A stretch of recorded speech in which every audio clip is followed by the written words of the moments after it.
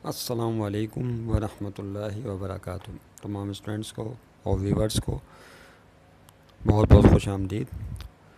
इस उम्मीद और दुआ के साथ के सब बहुत अच्छे हों और खैरियत से हों और अच्छे अच्छे नंबरों से इम्तिहान में पास हों। क्लास 10 फ़िज़िक्स, ये फ़र्स्ट ईयर में भी इसके कॉन्सेप्ट चल रहे होते हैं, याद रखिएगा। फ़र्स्ट ईयर की फ़िज़िक्स में भी इस तरह के न्यूमेरिकल और कॉन्सेप्ट मौजूद हैं, तो फर्स्ट ईयर के स्टूडेंट भी इस पूरी सीरीज़ से फ़ायदा उठा सकते हैं। न्यू बुक जो क्लास 10 फ़िज़िक्स की है उसमें क्वेश्चन नंबर 7 कर रहे हैं हम, चैप्टर नंबर 10 का, यूनिट 10 क्वेश्चन नंबर 7। इससे पहले 6 क्वेश्चन हम अपलोड कर चुके, आपने यकीनन देख लिए होंगे और आपने उनसे इस्तिफ़ादा कर लिया होगा और उनकी अच्छी तरह तैयारी कर ली होगी। अब है क्वेश्चन नंबर 7, कह रहे हैं ट्रांसवर्स वेव। ट्रांसवर्स वेव जो है वो प्रोड्यूस्ड की गई हैं ऑन अ स्प्रिंग। स्प्रिंग में कौन सी वेव प्रोड्यूस होती हैं, ट्रांसवर्स या लॉन्गिट्यूडनल? ये बड़ा इंपॉर्टेंट सवाल है, क्योंकि थ्योरी में आपके असातिज़ा ने यकीनन पढ़ाया होगा कि जो वेव होती है, स्प्रिंग वेव्स अमूमन कॉम्प्रेशनल वेव्स होती हैं या लॉन्गिट्यूडनल वेव्स होती हैं, वो ट्रांसवर्स नहीं होती हैं। लेकिन अगर कोई स्लिंकी स्प्रिंग हो, स्लिंकी स्प्रिंग, तो ये भी टॉपिक का नई बुक में हिस्सा बनाया है। पुरानी किताब में स्प्रिंग वेव्स असल में सिर्फ लॉन्गिट्यूडनल वेव्स ली गई हैं, और जो न्यू बुक है उसके अंदर जो स्प्रिंग वेव्स हैं वो लॉन्गिट्यूडनल भी होती हैं, और इसके अलावा कोई स्लिंकी स्प्रिंग है, बिल्कुल लाइट, लचकदार, फ्लेक्सिबल और हल्का, तो वो जो है उसके अंदर आप ट्रांसवर्स वेव भी प्रोड्यूस कर सकते हैं। दोनों सूरतों में वेव प्रोड्यूस कर सकते हैं। थोड़ी सी इस पर थ्योरी पे मैं बात करना चाह रहा था। देखें, इस तरह का मामला होता है। वेव किसे कहते हैं? ट्रांसफ़र ऑफ एनर्जी को कहते हैं, आप अच्छी तरीके से जानते हैं। ये आपके पास स्प्रिंग होता है, याद कीजिए, है ना, ये आपके पास स्प्रिंग है। अब आप इसको कॉम्प्रेस करेंगे, जब आप इसे कॉम्प्रेस करेंगे तो क्या होगा, ये पार्ट दब जाएगा, ये पार्ट दब जाएगा, अगला पार्ट तो खुला हुआ है। अब ये जो कॉम्प्रेशन है, ये आपने काम किया, इसको कॉम्प्रेस किया, वर्क किया, आपने एनर्जी दी। वो एनर्जी स्प्रिंग के थ्रू जो है वो दूसरे एंड तक पहुंच जाएगी, इस एंड से दूसरे एंड तक, और ट्रांसफ़र ऑफ एनर्जी को ही वेव मोशन कहा जाता है। तो याद रखिएगा, जहाँ कहीं तवानाई का इंतकाल हो रहा है तो that is called wave motion. तो इसी तरीके से ये जो कॉम्प्रेशन है स्प्रिंग के, ये जो ट्रंस हैं, इनके थ्रू आगे ट्रांसफ़र होना शुरू हो जाएगा। अगर आप दाएं बाएं इसको कॉम्प्रेस करें, फिर खोलें, फिर कॉम्प्रेस करें, फिर एयर फेक्ट करें, तो मुसलसल जो है स्प्रिंग के जो मीडियम्स पार्टिकल्स हैं वो दाएं बाएं along the direction of wave जो है उसके पैरेलल वाइब्रेटरी मोशन एग्जीक्यूट करने लगेंगे, और इसी को कहते हैं लॉन्गिट्यूडनल वेव्स। तो हमने पढ़ा था पुरानी किताब में भी है कि स्प्रिंग वेव जो, नई किताब में भी है ये, कि स्प्रिंग वेव्स जो है वो लॉन्गिट्यूडनल वेव्स होती हैं। लेकिन अब स्प्रिंग वेव्स जो है ट्रांसवर्स भी हो सकती हैं। उसके लिए स्प्रिंग को फिर इस शक्ल में वाइब्रेट करना पड़ता है। जिस तरह आपने स्ट्रिंग देखी है, स्ट्रिंग को ऊपर नीचे वाइब्रेट करते हैं। याद करें, अगर आप एक रस्सी ले लें, याद कीजिए, थोड़ी सी थ्योरी पे बात कर लें, फिर ये न्यूमेरिकल आपके सामने ही मौजूद है, आप इसको भी उतार लीजिए। और जब रस्सी को ऊपर नीचे आप जर्क देते हैं, अप एंड डाउन, तो क्या होता है, सब रस्सी सांप की तरह बल खाती है और इस तरह से वेव क्रिएट होती है। यही मामला था ना, इस तरह से वेव क्रिएट होना शुरू हो जाती है। ये एंड एफर्ट्स कर लें, यहाँ से ऊपर नीचे आप इसे वाइब्रेट कर रहे हैं, तो क्रेस्ट और ट्रैप की सूरत में सब रस्सी सांप की तरह बल खाते हुए जाती है, तो एनर्जी सामने की तरफ ट्रांसफ़र हो रही है, और जो रस्सी के ज़र्रात हैं जस्ट ऊपर नीचे वाइब्रेटिंग मोशन एग्जीक्यूट कर रहे होते हैं, और एनर्जी इस डायरेक्शन में ट्रेवल कर रही होती है। तो चूँकि medium particle direction of wave के परपेंडिकुलर वाइब्रेट करते हैं, इसलिए इन वेव्स को ट्रांसवर्स वेव का हमने नाम दिया था। याद आ गया होगा कि आपको? ओके, अब क्या ये जो रस्सी में ट्रांसवर्स वेव पैदा हो रही हैं, क्या स्प्रिंग में पैदा की जा सकती हैं? तो जवाब है यस।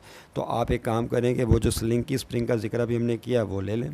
तो स्लिंग की स्प्रिंग को जस्ट रस्सी की तरह ऊपर नीचे वाइब्रेट करें, तो क्या होगा, वो इस तरह से, इस शेप में आ जाएगा। याद रहे, जिस तरह रस्सी ऊपर नीचे वाइब्रेट करती है, तो स्लिंग की स्प्रिंग भी जो है जस्ट ऊपर नीचे इस तरह से वाइब्रेट करना शुरू कर देता है। याद रहे, ओके, रस्सी की तरह। तो अब ये जो स्प्रिंग में बनने वाली वेव्स हैं क्या हो जाएंगी, ट्रांसवर्स वेव हो जाएंगी, जिससे रिलेटेड ये न्यूमेरिकल है। अब आप इस न्यूमेरिकल की तरफ आ सकते हैं। यानी ये बात बताना बहुत ज़रूरी था आपको कि स्प्रिंग के अंदर ट्रांसवर्स वेव इस तरह प्रोड्यूस की जा सकती हैं, रस्सी की तरह। तो a transverse wave produced on a spring has a frequency of 190 hertz. अब यहाँ पे जो फ्रीक्वेंसी गिवन है वो कितनी दी हुई है बच्चों, 190 हर्ट्ज़। तो पहले हम डेटा बनाते हैं। आप जानते हैं सॉल्व करने का कायदा क्या होता है क्वेश्चन को, कि डेटा पहले बनाया जाता है। ये डायग्राम बनाने की तो ज़रूरत नहीं है, तो समझाने के लिए आपको बनाई है। यस, डेटा में आप क्या करेंगे, पहले लिखें इसके अंदर फ्रीक्वेंसी, जो फ्रीक्वेंसी ऑफ वेव है, जो आप वेव प्रोड्यूस कर रहे हैं उसकी फ्रीक्वेंसी ये दी हुई है। याद रहे कि ये ट्रांसवर्स वेव हम प्रोड्यूस कर रहे हैं। तो फ्रीक्वेंसी कितनी दे दी है, 190 हर्ट्ज़।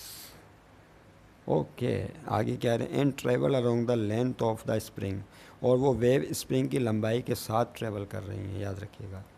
ठीक, ये बात भी समझ में आती है। Length of the spring of 90 metre, इसका मतलब है कि जो लेंथ ऑफ स्प्रिंग यानी यहाँ से यहाँ तक जो स्प्रिंग की लंबाई है वो 90 मीटर है। जो लेंथ ऑफ स्प्रिंग, जो आपने स्प्रिंग लिया है उसकी लंबाई, लेंथ नज़र आ रहा है, हाँ आ रहा है, लेंथ ऑफ स्प्रिंग, मेरा ख्याल है इसका एंड हो गया स्प्रिंग,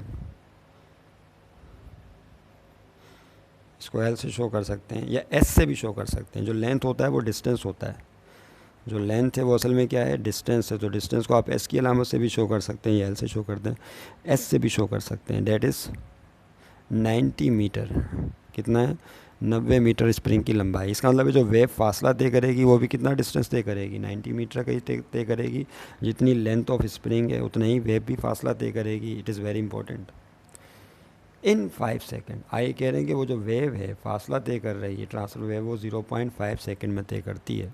तो यहाँ पे टाइम दे दिया कि आपने जो वेव जनरेट की हैं वो वेव जो टाइम को किससे शो करते हैं बच्चों, टी से। That is 0.5 seconds. फिर से सुन लें क्या हुआ, स्प्रिंग को जब आपने ऊपर नीचे वाइब्रेट किया तो उसके नतीजे में ट्रांसफर्स वेव प्रोड्यूस हो गई। वो इस फ्रीक्वेंसी के साथ जो है वो स्प्रिंग में वेव्स प्रोड्यूस हुई 190 हर्ट्ज़ फ्रीक्वेंसी के साथ। उसके बाद कह रहे हैं क्या, 90 hertz and travel along the length of spring, और वो वेव जो है वो लेंथ ऑफ स्प्रिंग के अलोंग ट्रेवल करने लगी और उसकी लंबाई कितनी थी, 90 metre. 90 metre is the length of spring. इसका मतलब है 90 मीटर ही डिस्टेंस वेव ने तय किया इन 0.5 सेकेंड। और टाइम भी दे दिया कि वेव ने जब फासला तय किया है स्प्रिंग की लंबाई के साथ वो 0.5 सेकेंड में तय किया, तो टाइम भी दे दिया। अब क्या कह रहे हैं, what is the period of the wave. पहला क्वेश्चन, बताएं पीरियड ऑफ वेव क्या है। पीरियड ऑफ वेव का मतलब समझते हैं सब, time period. Period of wave का बच्चों मतलब क्या है, टाइम पीरियड बताएं क्या है। टाइम पीरियड का मतलब क्या होता है, एक क्रेस्ट और एक ट्रफ कितनी देरी में ये डिस्टेंस तय करेंगे। नहीं, एक वेवलेंथ के बराबर जो फासला तय होगा वो कितनी देरी में तय होगा। टाइम पीरियड किसे कहते हैं, the time required by the wave to pass through a point one wavelength. One wavelength distance जितने वक्त में पास हो जाता है एक क्रेस्ट और एक ट्रफ जितनी देरी में किसी पॉइंट से गुजर जाते हैं वो उस वेव का टाइम पीरियड कहलाता है। ये टाइम होता है एक वेवलेंथ के पास होने का। The time interval during which one wavelength passes through a point is called time period. ऐसी डेफिनेशन बन गई। फिर से सुन लें क्या, the time interval during which one wavelength यानी क्रेस्ट और एक trough passes through a point is called time period. Period of wave बताना है और क्या बताना है, what is the speed of wave. और वेव की स्पीड भी बताइए क्या होगी, नज़र आ रहा है, आ रहा है। स्पीड ऑफ वेव भी बतानी है। स्पीड ऑफ वेव क्या होगी, मौज की रफ्तार बताइए। ये वी से शो करते हैं, किस रफ्तार से ये वेव ट्रेवल करेगी। और what is the wavelength of the wave, और वेवलेंथ भी मालूम करना है। क्या मालूम करना है, वेवलेंथ।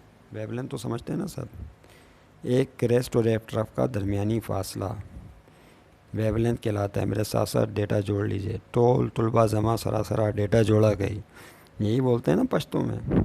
वेवलेंथ लेमडा ये कैलकुलेट करना है अपने साथ में। ओके, आइए आप इसको वन बाय वन करते हैं। सबसे पहले क्या निकालते हैं, पीरियड ऑफ वेव यानी टाइम पीरियड मालूम करते हैं। तो देखें टाइम पीरियड कैसे बच्चों कैलकुलेट होगा। हमारे पास पेज मौजूद है, हम इसी के नीचे काम कर लेंगे। यस, ये देखें, ये रहा, ये आपके सामने। सबसे पहले क्या निकालना है, टाइम पीरियड। ये लगाया हमने पेज इसके साथ और इसको हम ले गए ऊपर। डेटा भी सामने रहेगा फिर आपके, है ना। मेरा ख्याल है तरीका ये वाला सही है। क्या हेडिंग होगी, हम ग्रीन मार्कर इस्तेमाल कर लेते हैं हेडिंग के लिए। फॉर टाइम पीरियड, ये आपने हेडिंग डाल ली, पार्ट ए है। हमें चाहिए टाइम पीरियड। ये मार्कर हो गया ख़त्म, दूसरा मार्कर इस्तेमाल कर लेते हैं। यस, टाइम पीरियड का फार्मूला क्या होता है। वैसे तो टाइम पीरियड के कई फार्मूले हम डिस्कस करते रहे, लेकिन यहाँ जो सबसे बेस्ट फार्मूला टाइम पीरियड का हम इस्तेमाल करेंगे वो ये होगा, time period is the reciprocal of frequency. याद है आपको, टाइम पीरियड फ्रीक्वेंसी का रेसिप्रोकल होता है, तो फ्रीक्वेंसी तो हमें पता है that is 190 hertz. Just put the value of frequency 190 और फिर इस 190 से डिवाइड कर लीजिए सर, हो गया। नहीं, क्या लिखेंगे अब देखें, 1 डिवाइडेड बाय, अरे ऑन तो किया ही नहीं, 1 डिवाइडेड बाय 190 तो क्या आएगा, ये आ गया टाइम पीरियड 5.263। अब पॉइंट के बाद तो बहुत सारे डिजिट आ रहे हैं, मल्टीप्लाई 10 की पावर क्या है बच्चों, ऊपर देखेंगे और से 10 की पावर -3 सेकेंड। ये एक्सपोनेंट में आंसर है, इसको आइए डेसिमल फ्रैक्शन में किस तरह देंगे, उसमें किस तरह देंगे, फिक्स में। ये है एक्सपोनेंट की फॉर्म में। अगर इसको फिक्स में देना हो तो इसका तरीका क्या होगा, पॉइंट को 3 डिजिट लेफ्ट पे शिफ्ट कर देंगे, 10 की पावर -3 है, तो ये हो जाएगा 0.0020 लगाने पड़ेंगे, 5263। तो आप आंसर ऊपर भी छोड़ सकते हैं अगर आप ये तकल्लुफ़ नहीं करना चाहते, या अगर आप इसको डेसिमल फ्रैक्शन में फिक्स में देना चाहते हैं बगैर एक्सपोनेंट की फॉर्म के, तो इस तरह भी आंसर दे सकते हैं सेकंड, तो ये आपका जवाब होगा। लेकिन ये क्या, बुक में आंसर 0.01 सेकंड दिया हुआ है, but this is miss printed, this is not the true answer. असल आंसर होगा 0.0052 सेकंड। इसको हमने करेक्ट कर दिया था, प्लीज़ आप भी बुक में जाएं, इसको काटें और काटने के बाद सही जो आंसर है उसको मेंशन कर दें यहाँ पे 0.005263। हमने इसको बार बार चेक किया, भाई यही आंसर आ रहा है, ये वाला 0.01 सेकंड आंसर नहीं आ रहा। आप इसको सही कर लीजिए प्लीज़। तो this is the time period of wave, required time period of wave. ये वेव का टाइम पीरियड आ गया, यानी एक वेवलेंथ इतनी देर में पास होगा किसी पॉइंट से। ज़ाहिर है फ्रीक्वेंसी 190 हर्ट्ज़ है, फ्रीक्वेंसी बहुत ज़्यादा है तो वेवलेंथ तो बहुत, जितनी ज़्यादा फ्रीक्वेंसी होगी टाइम उतना ही कम हो जाएगा ना। फ्रीक्वेंसी जब बहुत ज़्यादा होती है तो टाइम पीरियड उतना ही कम होगा, क्योंकि दोनों एक दूसरे का रेसिप्रोकल है, याद रखिएगा। The more the frequency the less the time period. यही वजह है कि टाइम पीरियड का जवाब छोटा है। फ्रीक्वेंसी कम कर देंगे तो टाइम पीरियड ज़्यादा हो जाएगा, बहरहाल कहीं और चले जाएंगे। उसके बाद देखिए फिर क्या मालूम करना था, ये पहला आ गया टाइम पीरियड। उसके बाद फिर है स्पीड ऑफ वेव कैलकुलेट करनी है। तो अब हमारी हेडिंग क्या होगी बच्चों को, स्पीड ऑफ वेव। अब इसको हम बोल देते हैं, लगा देते हैं यहाँ पर। अब हेडिंग क्या होगी, 4, ये तो हो गया ना। अब B for speed of wave को किसे शो करते हैं, वी की अलामत से। स्पीड ऑफ वेव कैसे निकालेंगे, तो स्पीड ऑफ वेव का फार्मूला तो होता है लैम्डा एफ। एक तो फार्मूला ये है जो आपने पढ़ रखा है, स्पीड का फार्मूला क्या होता है, v is equal to lambda F. Wavelength को किससे मल्टीप्लाई कर दें, फ्रीक्वेंसी से। तो क्या आपको वेवलेंथ मालूम है, चलें फ्रीक्वेंसी तो पता है, कि आपको वेवलेंथ मालूम है, तो जवाब है नहीं, वेवलेंथ तो नहीं पता। तो अब क्या किया जाए, अगर आपको वेवलेंथ नहीं पता तो तरीका ये है कि पहले वेवलेंथ कैलकुलेट किया जाए और उसके बाद फिर स्पीड कैलकुलेट कर ली जाए। लेकिन एक तरीका और भी है, आप डेटा पे गौर करें।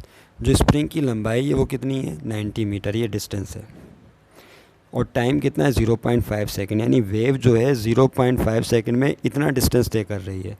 याद करें हमने यूनिट नंबर 2 में पढ़ा था जिसका नाम था मैकेनिक्स में हमने स्पीड की तारीफ़ पढ़ी थी। याद है किसी को स्पीड की तारीफ़ क्या होती है, the distance covered by a body in 1 second. किसी ऑब्जेक्ट का, किसी बॉडी का यूनिट टाइम में तय करदा फासला स्पीड कहलाता है। यानी ऊपर आता है डिस्टेंस एस, याद रहे एस से मुराद यहाँ डिस्टेंस है, सेकेंड नहीं समझ लेना, और अपॉन में क्या है, टाइम। ये स्पीड का फार्मूला पढ़ा था आपने काइनेमेटिक्स वाले चैप्टर में, distance upon time, S upon T. तो आप देखें यहाँ पर जो स्प्रिंग की लंबाई है, डिस्टेंस है 90 मीटर है, वेव ने स्प्रिंग की लंबाई जितना फासला तय किया, क्या मतलब हुआ कि उसने वेव ने 90 मीटर का डिस्टेंस तय किया। तो जितनी जाहिर सी बात है स्प्रिंग की लेंथ होगी, वेव उतना ही फासला तय कर सकती है। तो वेव ने जो डिस्टेंस तय किया है that is 90 metre divided by कितनी देरी में किया है, टाइम कितना दिया हुआ 0.5 सेकेंड। तो यहाँ पे टाइम की जगह क्या आ जाएगा बच्चों, 0.5 सेकेंड। आप 90 को डिवाइड कर दीजिए 0.5 से, तो क्या होगा देखें, 90 divided by 0.5, this will give you 180।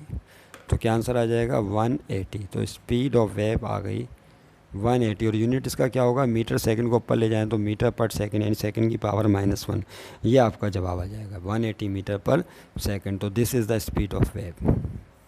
उम्मीद है आपकी समझ में आ गया होगा। रिक्वायर्ड नज़र आ रहा है रिक्वायर्ड स्पीड ऑफ वेव। तो ये होगी वेव की स्पीड। एक आखिरी चीज़ रह गई बच्चों, वो क्या है? That is the wavelength. अब हम कैलकुलेट करेंगे वेवलेंथ। तो वेवलेंथ कैसे कैलकुलेट होगा, उसके लिए अब आप ये फार्मूला भी इस्तेमाल कर सकते हैं, v is equal to lambda F वाला फार्मूला, क्योंकि आपको स्पीड पता चल गई है, फ्रीक्वेंसी आपको मालूम है डेटा में 190 हर्ट्ज़ और वेवलेंथ चाहिए। अब आप स्पीड वाले फार्मूले को इस्तेमाल करके वेवलेंथ कैलकुलेट कर सकते हैं। समझ में आ रहा है अखिलेश शरीफ में या नहीं? क्या हेडिंग होगी अब आपकी? देखें, डेटा तो वही चल रहा है ना। अब हेडिंग होगी, सी पार्ट है हमारा, क्या बोलिए? For lambda wavelength. अरे कहाँ भाग रहे हो आप? पकड़ो, मुजरिम भागा, टूट गया कानून का धागा। देखें, वेवलेंथ चाहिए आपको लैम्डा। मैं अब इसको यूं कर देता हूँ, ये पेज संभल नहीं रहा यहाँ से। चलें इसको हटाइए। हाँ जी, क्या फार्मूला इस्तेमाल वेवलेंथ मालूम करने के लिए हम क्या टेक्निक इस्तेमाल कर रहे हैं? यहाँ पर इस वेव स्पीड का फार्मूला इस्तेमाल कर रहे हैं। As we know that speed of wave is equal to lambda F. यहाँ हमने थोड़ी सी चालाकी करनी है। हमें पता है कि v की वैल्यू क्या है, हमें मालूम है, और फ्रीक्वेंसी की वैल्यू पता है। तो हम यहाँ पुट कर देंगे क्या, v इज़ इक्वल टू, देखें स्पीड, वेव स्पीड क्या निकाली थी हमने? वेव स्पीड ये हमने पीछे निकाली है। वेव स्पीड है 180 मीटर पर सेकेंड। कितनी निकाली है बच्चों? 180 मीटर पर सेकेंड। और जो फ्रीक्वेंसी है वो तो डेटा में गिवन है आपको। फ्रीक्वेंसी कितनी दी हुई थी? 190 हर्ट्ज़। ये तो ये रही फ्रीक्वेंसी आपको दी हुई है 190 हर्ट्ज़। बस अब इसको पुट कर दें तो v की जगह क्या आ जाएगा स्टूडेंट्स? 180 लैम्डा वेवलेंथ आपको मालूम करना है, मल्टीप्लाई फ्रीक्वेंसी की जगह आएगा 190। अब देखें क्या करेंगे, 190 को उधर भेज दें तो डिवाइड में आ जाएगा। खेलें जिस तरह चाहें। 180 divided by 190 is equal to right hand side पर रह जाएगा लैम्डा। अब 180 को 190 से डिवाइड कर लो तो 180 डिवाइडेड बाय 190 ये आ गया जनाब 0.947। क्या आया? वो सारे आ रहे हैं डिजिट, देखें आप भी देखें, 0.947 और भी सारे आ रहे हैं लैम्डा। साइड चेंज करें, साइड चेंज कर दें तो साइड चेंज करने में साइनें तब्दील नहीं होती। लैम्डा इज़ इक्वल टू 0.947, लेकिन बुक में आंसर क्या दिया हुआ है? 0.95। तो 0.95 यानी पॉइंट के बाद 2 डिजिट तक आंसर इन्होंने दिया हुआ है। आपका ये जवाब भी सही है, लेकिन ये कैसे है 0.95? इसको समझ लें आप। देखें यहाँ पर जो 7 है ये नंबर 5 से बड़ा है, इसको राउंड करेंगे आप आंसर को। 7 को छोड़ दें, चूँकि ये 5 से बड़ा है तो ये इसका जो प्रीवियस डिजिट है उसको एक डिजिट, एक अदद बढ़ा दीजिए, यानी इसको 5 कर दें। This is rule of rounding off the data या राउंडिंग ऑफ द नंबर, जिसमें हम क्या करते हैं कि लास्ट जो नंबर होते हैं डिजिट उनको छोड़ते जाते हैं और पिछले डिजिट में एक का इजाफा करते जाते हैं, but according to the rule के मुताबिक। ऐसा नहीं कि ऐसे ही छोड़ दिया और 1 का इजाफा कर दिया, हर एक में नहीं होता। शर्त ये है कि नंबर 5 हो या 5 से बड़ा हो, वरना नहीं होगा। तो 7 5 से बड़ा नंबर है, इसलिए 4 जो है 7 को हटा देंगे और 4 क्या बन जाएगा बच्चों? 5 बन जाएगा।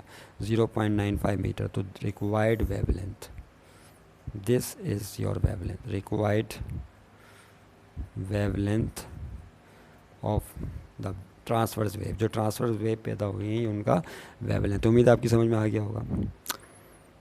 अपनी दुआओं में बहुत याद रखिएगा। अच्छा पढ़िए, अच्छा सीखिए, मुल्क को, अपने घर वालों का नाम रोशन कीजिए। खुदा हाफिज़। मिलेंगे फिर क्वेश्चन नंबर 8 के साथ। खुदा हाफिज़।